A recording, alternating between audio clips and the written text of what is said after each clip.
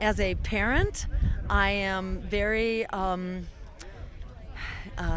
dedicated to the idea that education is a right.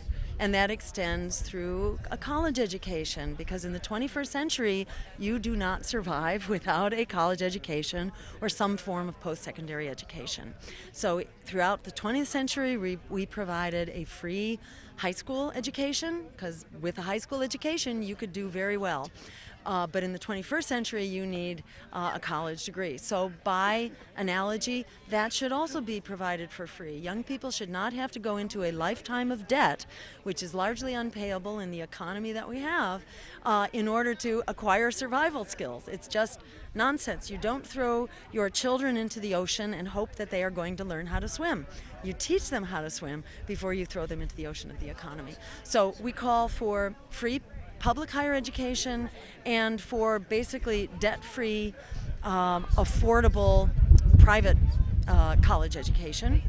And we call for canceling student debt, bailing out students the way we bailed out Wall Street, who crashed the economy.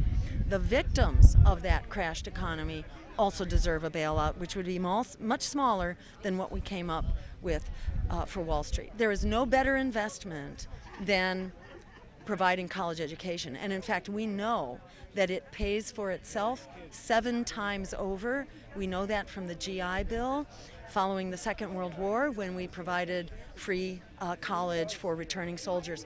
Every dollar that we put into it as taxpayers was returned 7 times over in public benefits and increased revenue. So this is a win-win for everybody. The Green Party has actually been ahead of the curve. When I ran for governor in the first race I ever ran in 2002 in Massachusetts against Mitt Romney, I was the only candidate calling for equal marriage, while the Democrats were still trying to figure out whether they would support civil unions, a kind of second-class arrangement. The Green Party's always been very clear that gender identity or sexual preference or religion or race, for that matter, should have nothing to do with our rights. So across the board, the Green Party calls for not only LGBTQ justice, but also justice for working people, for living wages, for the right to a job, the right to health care, the right to education, and for a foreign policy that allows us to put our dollars into these things that we need here at home. And that includes climate justice, which is another movement where millennials have also been leading the charge. We call for liberating that generation of young people, because without the leadership of the younger generation, we don't move forward.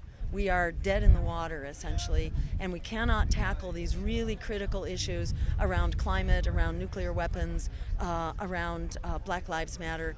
We can't tackle them without the leadership of the generation that is living out these struggles.